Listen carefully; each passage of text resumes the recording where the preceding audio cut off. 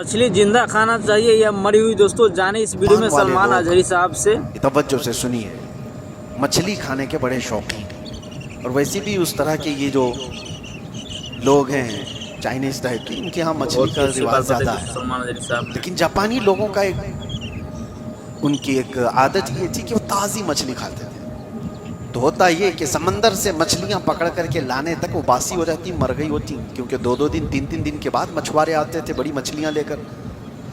तो अब उसके लिए इन लोगों ने एक दूसरा तरीका इख्तियार किया कि नहीं, ताज़ा मछली खानी है तो एक बहुत बड़े टैंकर जहाज़ के समंदरों में भेजे गए। उसमें पानी रहता था, मछलियाँ समंदर से पकड़ी जाती थी और पानी में डाल दी जाती थी। बहुत अच्छी बात बोली। और पानी में डालने के बाद वो पानी में तैरती रहती थी तो जिंदा रहती, और जब साहिल पर आते तो अभी मछलियाँ जिंदा ही रहती थी, मरी हुई बासी नहीं होती थी। तो ये चंद दिन तक चला, लेकिन ये भी फेल हो गया। क्यों?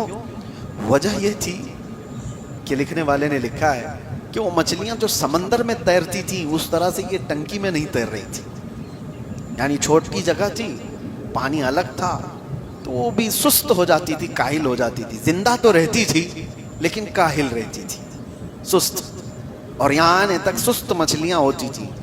तो जापानी लोगों ने ये कहा कि सुस्त मछलियाँ खाने से हमारी तबीयत में भी सुस्ती ज़्यादा ना आ जाए, हमें एक्टिव चाहिए, हरकत वाली।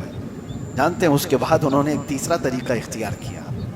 कहा कि बहुत बड़े टैंकर को तो ले जाया जाता है मछलियाँ पकड़ने के लिए, अब ये हरकत में नहीं रहती, 1 दिन 2 दिन के बाद ये ढीली पड़ जाती है। तो ऐसा किया गया, एक शार्क मछली को भी पकड़ा गया छोटी, और उसको इसमें डाला गया। और छोटी मछलियां जो है उसी से तो भागती है समंदर में कि ये अपना लुकमा बना लेती है। तो ये शार्क मछली उनको दौड़ाती रहती, जितने खा ली, और जितने बच गए वो साहिल पर आने तक बिल्कुल एक्टिव हरकत वाली मछलियां होती थी। उनको लेकर के जापानी लोग खाया करते थे। तो उस दानिश्वर ने कहा ये वाक़या लिख करके कि ये शार्क मछली इसलिए छोड़ी गई थी कि इनको एक्टिव रखा जाए, हरकत में रखा जाए, और ये दौड़ती रहती और जिंदा भी रहती, दौड़ती भी रहती।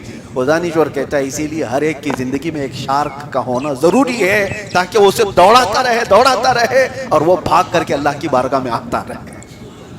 हम सब की जिंदगियों में एक दुश्मन होता है, और उस दुश्मन के होते ही हम लोगों के अंदर अल्लाह ताला की तरफ दौड़ने का ख्याल आता है, रब ताला की पनाह मांगने का बार बार ये एहसास होता है। आप खुद अपनी जिंदगियों में महसूस करते होंगे, हम जिसके पास भी जाते हैं, किसी से मुलाकात किया, किसी के घर में गया, सबसे पहले वो दुआ की दरख्वास्त करते हैं। क्यों मियाँ, आप खुद भी तो दुआ करते हैं, हमें दुआ की दरख्वास्त क्यों करते हैं?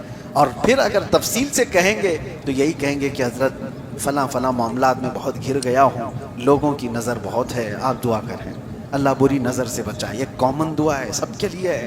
यानी सबको एहसास है कि कुछ लोगों की बुरी नज़र है।